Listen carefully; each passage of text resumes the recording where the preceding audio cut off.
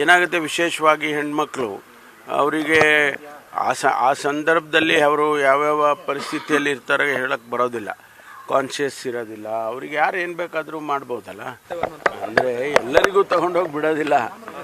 ತುಂಬ ಅವರು ನಡೆಯೋಕ್ಕೆ ಆಗೋದಿಲ್ಲ, ಅವರಿಗೆ ಪ್ರಜ್ಞೆನೇ ಇರೋದಿಲ್ಲ ಅನ್ನೋ ಮಟ್ಟಕ್ಕೆ ಕೆಲವರೆಲ್ಲ ಹೋಗ್ಬಿಡ್ತಾರೆ ಎಂಜಾಯ್ಮೆಂಟ್ ಮಾಡುವಾಗ.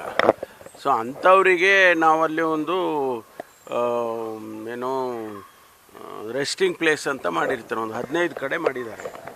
ಅವ್ರನ್ನ ಅಲ್ಲಿ ಫಸ್ಟು ಕರ್ಕೊಂಡೋಗಿ ಅಲ್ಲಿ ಸೋಬರ್ ಆಗೋವರೆಗೂ ಅವ್ರನ್ನ ಇಟ್ಕೊಂಡಿರ್ತಾರೆ. ಆಮೇಲೆ ಅವ್ರ ಅಡ್ರೆಸ್ ತೊಗೊಂಡು ಆಮೇಲೆ ಅವ್ರನ್ನ ಮನೆಗೆ ಕಳಿಸ್ಕೊಡೋ ವ್ಯವಸ್ಥೆ ಮಾಡ್ತೀವಿ. ಯಾಕೆಂದರೆ ನಾಳೆ ಏನಾಗುತ್ತೆ, ವಿಶೇಷವಾಗಿ ಹೆಣ್ಮಕ್ಳು ಅವರಿಗೆ ಆ ಸಂದರ್ಭದಲ್ಲಿ ಅವರು ಯಾವ್ಯಾವ ಪರಿಸ್ಥಿತಿಯಲ್ಲಿ ಇರ್ತಾರೆ ಹೇಳಕ್ಕೆ ಬರೋದಿಲ್ಲ, ಕಾನ್ಷಿಯಸ್ ಇರೋದಿಲ್ಲ. ಅವ್ರಿಗೆ ಯಾರು ಏನು ಬೇಕಾದರೂ ಮಾಡ್ಬೋದಲ್ಲ. ಆ ಸೇಫ್ಟಿಗೋಸ್ಕರ ನಾವು ಈ ಕ್ರಮ ತೊಗೊಳಕ್ಕೆ ಮಾಡ್ತಾ ಇದ್ದೀವಿ. ಬೇರೆ ಪರ್ಪಸ್ ಏನಿಲ್ಲ. ಬೇರೆಯವ್ರು ಯಾರೂ ಕೂಡ ಮಿಸ್ಯೂಸ್ ಮಾಡ್ದಂಗೆ ನೋಡ್ಕೋಬೇಕಲ್ಲ. ಎಲ್ಲ ಕಡೆನೂ ಇಡೀ 30 ಜಿಲ್ಲೆಗೂ ನಾವು ಸೆನ್ಸಿಟೈಸ್ ಮಾಡಿದ್ದೀವಿ. All SPs have been instructed very strictly. ಕೆಲವು ಜಿಲ್ಲೆಗಳಲ್ಲಿ ಏನಂಥ ಆ್ಯಕ್ಟಿವಿಟಿಗಳು ಇರೋದಿಲ್ಲ. ಕೆಲವು ಜಿಲ್ಲೆಗಳಲ್ಲಿ ಮೈಸೂರು ಇರ್ಬೋದು, ಬೆಳಗಾಂ, ಹುಬ್ಳಿ, ಮಂಗಳೂರು, ಈ ಥರದ್ದು ಜಿಲ್ಲೆಗಳಲ್ಲಿ ಸ್ವಲ್ಪ ಈ ಥರದ್ದು ಆ್ಯಕ್ಟಿವಿಟೀಸ್ ಏನೋ ಎಂಜಾಯ್ ಮಾಡೋದು, ಬೀದಿಗೆ ಬರೋದು, ಬಾರ್ ಪಬ್ಬು ಅವೆಲ್ಲ, ಅದಕ್ಕೆ ಸ್ವಲ್ಪ ಇನ್ಸ್ಟ್ರಕ್ಷನ್ಸ್ ಕೊಟ್ಟಿದ್ದೇವೆ. ವಿಶೇಷವಾಗಿ ಬೆಂಗಳೂರಿನಲ್ಲಿ ತಮ್ಗೆ ಗೊತ್ತಿದ್ದಂಗೆ ಪ್ರತಿ ವರ್ಷ ಭಾಳಷ್ಟು ಜನ ಹೊರಗಿನಿಂದ ಬರ್ತಾರೆ. ನಮಗೆ ನಮ್ಮವರು ಇಲ್ಲಿ ಕನ್ನಡಿಗರು ಅಂತ ಹೇಳಿ ಅವ್ರು ಯಾರು ಅದು ಕಡಿಮೆ ಸಂಖ್ಯೆ, ಬಟ್ ಹೆಚ್ಚು ಹೊರಗಡೆಯಿಂದ ಬರ್ತಾರೆ. ಅದು ಸ್ವಾಭಾವಿಕವಾಗಿ ಅವರೆಲ್ಲ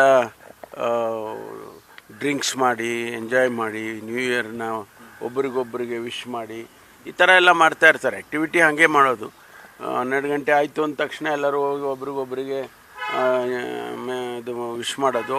ಆ ಟೈಮ್ನಲ್ಲಿ ಸ್ವಲ್ಪ ಹೆಚ್ಚು ಜನ ಸೇರಿದಾಗ ತಳ್ಳಾಡೋದು ಅದು ಇದು ಎಲ್ಲ ಆಗುತ್ತೆ. ಅದಕ್ಕೋಸ್ಕರ ನಾವು ಹೆಚ್ಚು ಸೀರಿಯಸ್ ಆಗಿ ತೊಗೊಳ್ತೀವಿ. ಸರಿ, ಡ್ರಿಂಕ್ ಆ್ಯಂಡ್ ಡ್ರೈವ್ ಮಾಡೋರು ಹೌದೌದಲ್ಲ, ಒಂದು 150-160 ಕಡೆ ಚೆಕ್ ಮಾಡೋದಕ್ಕೆ ಸ್ಪಾಟ್ಗಳನ್ನು ಐಡೆಂಟಿಫೈ ಮಾಡಿದ್ದಾರೆ. ಅಲ್ಲಿ ಸರ್ಟನ್ ಲೆವೆಲ್ವರೆಗೂ ಅಲೋ ಮಾಡ್ತಾರಲ್ವ, ಅದು ಬಿಯಾಂಡ್ ದಟ್ ಹೋದಾಗ ಸ್ವಲ್ಪ ಕಷ್ಟ. ಅವರು ಡ್ರೈವ್ ಮಾಡೋದಕ್ಕೆ ಕಷ್ಟ, ರಿಫ್ಲೆಕ್ಸಸ್ ಇರೋದಿಲ್ಲ, ಈ ಥರದ್ದೆಲ್ಲ. ಅವಾಗೆಲ್ಲೋ ಆಕ್ಸಿಡೆಂಟ್ ಆಗುತ್ತೆ, ಅವಾಗ ಅನ್ನೆಸರಿಲಿ ಅವರು ಸಾಯ್ತಾರೆ, ಬೇರೆಯವ್ರನ್ನೂ ಸಾಯಿಸ್ತಾರೆ. ಆ ಥರದ್ದೆಲ್ಲ ಸ್ವಲ್ಪ 1-2 ದಿವಸ ಕಂಟ್ರೋಲ್ ಮಾಡಿದರೆ ಪ್ರಾಣಗಳು ಉಳಿಯುತ್ತೆ, ಫ್ಯಾಮಿಲಿಗಳು ಉಳಿಯುತ್ತವೆ. ಅದಕ್ಕೋಸ್ಕರ ನಾವು ಇಷ್ಟೆಲ್ಲ ಮಾಡಬೇಕಾಗ್ತದೆ. ಆಮೇಲೆ ಹೆಚ್ಚು ಜನ ಸೇರಿದಾಗ ಸ್ವಾಭಾವಿಕವಾಗಿ ಬೇರೆ ಆ್ಯಂಗಲಲ್ಲೂ ನೋಡಬೇಕಲ್ಲ. ನಮಗೆ ಟೆರರಿಸ್ಟ್ ಆ್ಯಂಗಲಲ್ಲಿ ನೋಡಬೇಕು ಅಥವಾ ಬೇರೆ ಆ್ಯಂಗಲಲ್ಲೆಲ್ಲ ನೋಡಬೇಕು. ಅದೆಲ್ಲ ಅನುಭವದ ಮೇಲೆ ಬೆಂಗಳೂರು ಪೊಲೀಸ್ನವರು ಕ್ರಮ ತಗೊಳ್ಳೋದಕ್ಕೆ ಮುಂದಾಗಿದ್ದಾರೆ. ಪೊಲೀಸ್ ಜೊತೆ ವಾಗ್ವಾದಕ್ಕೂ ಕೂಡ ಹೇಳ್ತಾರೆ ಸರ್, ಕುಡಿದ್ಬಿಟ್ಟು.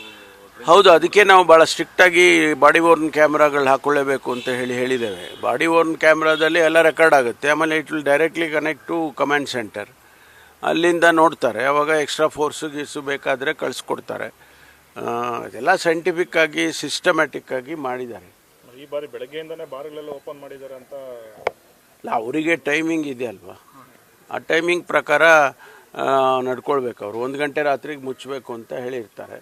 1 ಗಂಟೆ ರಾತ್ರಿಗೆ ಮುಚ್ಚಬೇಕು. ಮುಚ್ಚಲಿಲ್ಲ ಅಂದರೆ ಅವ್ರ ಮೇಲೆ ಕೇಸ್ ಆಗುತ್ತೆ.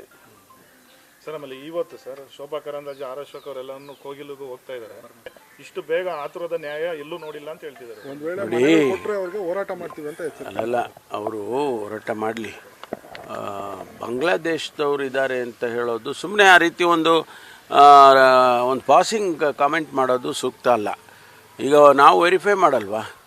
ಈಗ ಒಂದು ವೇಳೆ ಅವ್ರಿಗೆ ಪರಿಹಾರ ಕೊಡುವಾಗ ಅಥವಾ ಮನೆಗಳನ್ನೇ ಕೊಡುವಾಗ ಅವು ವೆರಿಫೈ ಮಾಡೇ ಅಲ್ವಾ ಮಾಡ್ತಾರೆ. ಬಾಂಗ್ಲಾದೇಶದವ್ರು ಇದ್ದರೆ ಬಾಂಗ್ಲಾದೇಶದವ್ರಿಗೆ ಕೊಡ್ತಾರೆ.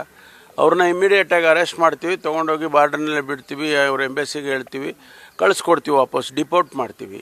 ಇಲ್ಲ ಅವರೇನಾದರೂ ಕ್ರಿಮಿನಲ್ ಆ್ಯಕ್ಟಿವಿಟೀಸಲ್ಲಿ ಇನ್ವಾಲ್ವ್ ಆಗಿದ್ದರೆ ಅವ್ರನ್ನ ಅರೆಸ್ಟ್ ಮಾಡಿ ಒಳಗಡೆ ಹಾಕ್ತೀವಿ.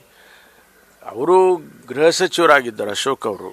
ಅವ್ರಿಗೆ ಇದೆಲ್ಲ ಗೊತ್ತಿದೆ. ಅವರು ಸುಮ್ಮನೆ ರಾಜಕೀಯ ಕಾರಣಕ್ಕೋಸ್ಕರ ಮಾತಾಡ್ತಾರೆ ಅಷ್ಟೇ. ಈಗ ನಿಮ್ಮ ಇಲಾಖೆಯಿಂದ ಏನಾದ್ರು ವೆರಿಫೈ ಮಾಡ್ತಾ ಇದ್ದೀರಾ ಸರ್? ಅಲ್ಲ, ಖಂಡಿತವಾಗಿ ಮಾಡ್ತೇವೆ. ಇನ್ನು ನಮ್ಮಲ್ಲಿ ಈಗ ಅವರು ಯಾರು ಲಿಸ್ಟು ತಯಾರು ಮಾಡ್ತಾರೆ, ಎಲ್ಲಿ ನಮ್ಮ BBMP ಅವರು GBA ಈಗ CBI ಅವರು ಲಿಸ್ಟ್ ಮಾಡಿರ್ತಾರೆ, ಅದನ್ನು ವೆರಿಫೈ ಮಾಡಿ ಅವರಿಗೆ ಅವ್ರು ಎಲ್ಲಿಯವರು ಏನು ಎಷ್ಟು ದಿವಸದಿಂದ ಬೆಂಗಳೂರಿನಲ್ಲಿ ಇದ್ದಾರೆ, ಆ ಜಾಗದಲ್ಲಿ ಎಷ್ಟು ದಿವಸದಿಂದ ಇದ್ದಾರೆ, ಅದೆಲ್ಲ ವೆರಿಫೈ ಮಾಡಿ ಅಲ್ವಾ ಮಾಡೋದು. ಸರಿ, ಬಾಂಗ್ಲಾ ವಲಸಿಗರಂತ ಹಿಂದೆ ಏನು ಸಿಕ್ಕಾಪಟ್ಟೆ ಸುದ್ದಿಗಳಾಗ್ತಾ ಇತ್ತು, ಈಗ ಅವ್ರನ್ನೆಲ್ಲ ಕಡಿವಾಣ ಹಾಕೋ ನಿಟ್ಟಿನಲ್ಲಿ ಏನೆಲ್ಲ ಕ್ರಮಗಳಾಯಿತು ಸರ್? ಇಲ್ಲ, ನಾವು ವೆರಿಫಿಕೇಷನ್ ಮಾಡ್ತಾನೆ ಇರ್ತೀವಿ.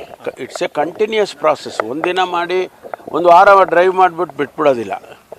ಯಾರು ಅನಧಿಕೃತವಾಗಿ ಕರ್ನಾಟಕದಲ್ಲಿ ಇರ್ತಾರೆ, ಬರೀ ಬೆಂಗಳೂರು ಸಿಟಿ ಒಂದೇ ಅಲ್ಲ, ಈಗ ಉದಾಹರಣೆಗೆ ಕಾಫಿ ತೋಟದಲ್ಲಿ ಕೆಲಸ ಮಾಡ್ತಾರೆ ಅಂತ ಹೇಳ್ತಾರೆ, ಸೊ ವಿ ವಿಲ್ ವೆರಿಫೈ. ನಾವಾಗಲೇ ಆ ಕಾಫಿ ತೋಟದ ಮಾಲೀಕರಿಗೆ ತಿಳಿಸಿದ್ದೀವಿ, ನೀವು ಯಾರನ್ನ ಕೆಲಸಕ್ಕೆ ತೊಗೊಳ್ತೀರಾ ಅವರ ಬ್ಯಾಕ್ಗ್ರೌಂಡನ್ನು ನೀವು ಚೆಕ್ ಮಾಡಿ ಪೊಲೀಸ್ ಸ್ಟೇಷನ್, ಜುರಿಸ್ಟಿಕ್ಷನಲ್ ಪೊಲೀಸ್ ಸ್ಟೇಷನ್ಗೆ ಹೇಳಬೇಕು ಅಂತ.